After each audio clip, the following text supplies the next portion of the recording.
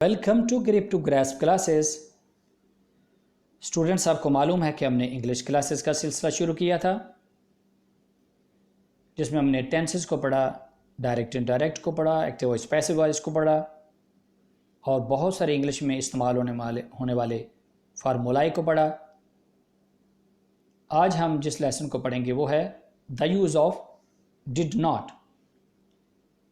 Not और didn't.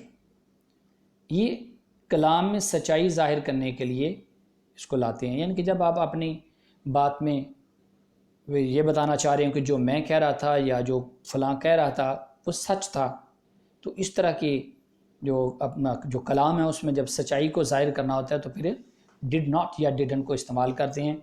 चलिए हम एग्जाम्पल की तरफ आते हैं, फिर देखते हैं ताकि आपको समझने में मज़ीद आसानी हो। मैं ना कहता था वो ज़रूर आएगी। डिडंट आई से शी वुड कम। मैं ना कहता था वो ज़रूर आएगी, तो मैं ना कहता डिडंट आई से। इसी तरह अब्बू ना कहते थे कि बारिश होगी। Didn't father say it would rain. इस तरह डॉक्टर ना कहता था मरीज़ मर जाएगा। Didn't doctor say the patient would die. Example number 4, जासूस ना कहता था वो खंजर मारेगा। जासूस सिपाही।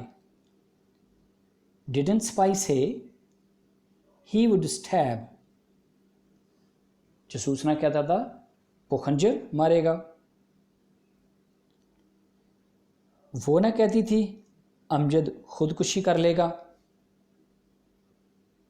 वो ना कहती थी डिडंट शी से अमजद खुदकुशी कर लेगा। Amjad would suicide. तो ये सुसाइड यहाँ एज ए वर्ब के तौर पर इस्तेमाल हुआ है, खुदकुशी करना, और अगर इसे तौर पर इस्तेमाल करें खुदकुशी और फिर करना के लिए जो वर्ब लगाएंगे वो कमिट होता है, यानी फिर आ जाएगा अमजद वुड कमिट सुसाइड। तो फिर ये वहाँ कमिट अगर आ जाएगा तो कमिट वर्ब हो जाएगा, तो सुसाइड नाउन हो जाएगा। और अगर आप कमिट नहीं लगाते, सुसाइड को एज ए वर्ब लगाते हैं, तो फिर इसका माना हो जाएगा खुदकुशी करना। आगे 6 नंबर पर है मरियम ना कहती थी वो आटा नहीं गूंदेगी। डिडंट मरियम से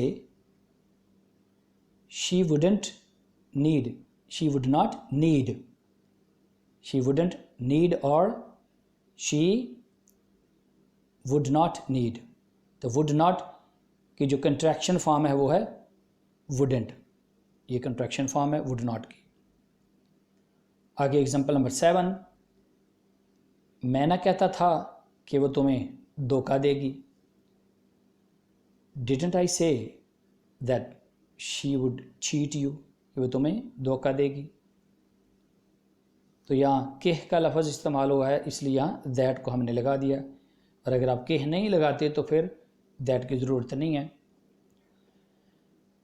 तो ये था हमारा आज का lesson the use of didn't. तो ये ग्रैस्प है जिसमें ये सेंटेंसेस उर्दू के दिए गए हैं, उर्दू में लिखे हुए हैं। आप इनको इंग्लिश में ट्रांसलेट कीजिएगा। नीचे ये डिक्शन है, ये डिफ़िकल्ट वर्ड्स के जो मानी हैं वो मीनिंग्स वो दिए गए हैं, इनकी मदद से इनको आप ट्रांसलेट कीजिएगा। और फिर भी अगर आपको किसी सेंटेंस की या किसी बात की समझ ना आए तो आप कमेंट में आके पूछ सकते हैं। और इसके अलावा आप ख़ुद से भी अपनी तरफ से भी जितने हो सकें ज़्यादा से ज़्यादा इस तरह के फ़िक्रात बनाएं और उनकी प्रैक्टिस करें, ताकि आपको जो ये लेसन है वो अच्छी तरह याद हो जाए। तो इस लेसन को अच्छी तरह याद करें और नेक्स्ट लेसन तक अपना ख्याल रखिएगा। Take care and good bye.